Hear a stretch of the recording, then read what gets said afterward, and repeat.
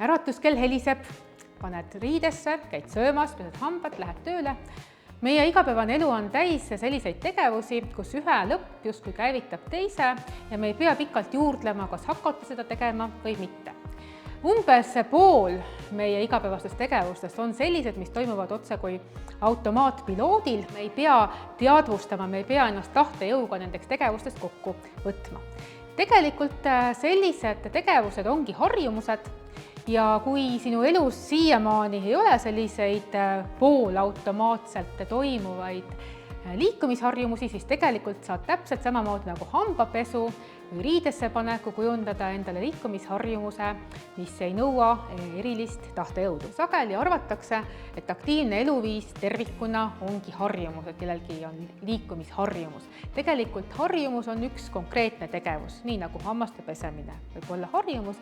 Samamoodi võib meil olla harjumus minna trepist lifti asemel või minna tööle jalgrattaga või siis käia trennis. Kui sa tahaksid oma ellu samamoodi liikumisharjumusi kujundama hakata, nagu sa oled kujundanud hammaste pesemise harjumuse või koeraga jalutamas käimise harjumuse, siis sa ei pea hakkama 1. jaanuarist kogu oma eluviisi muutma, vaid sa saad hakata selliseid üksikuid, ütleme 10-minutilisi tegevusi, liikumistegevusi oma päevadesse juurde lisama ja neid tasapisi harjumuseks kujundama. Paljud inimesed on proovinud endale liikumisharjumusi kujundada, aga on mingil moel ebaõnnestunud, löövad käega, mõtlevad, et mul ei ole piisavalt tahtejõudu.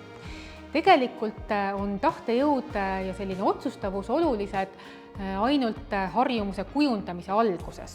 Aga niimoodi nagu see hammaste pesemise harjumus kujuneb, siis ka liikumisharjumus tasapisi poolautomaatseks niimoodi, et me teeme seda ilma pikemalt järele mõtlemata. Nüüd küll aga liikumisharjumus on natuke teistsugune kui paljud teised harjumused.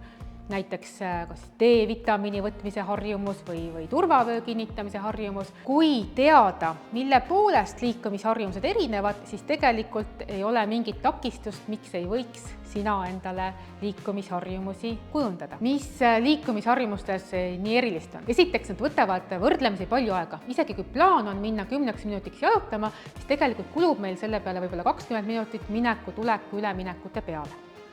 Teine iseloomulik asi on see, et liikumistegevuste juures me peame oma puhkeoleku mugavustsoonist välja minema ja see tekitab selliseid aistinguid ja tundeid, mis ei pruugi alati kõige meeldivamad olla.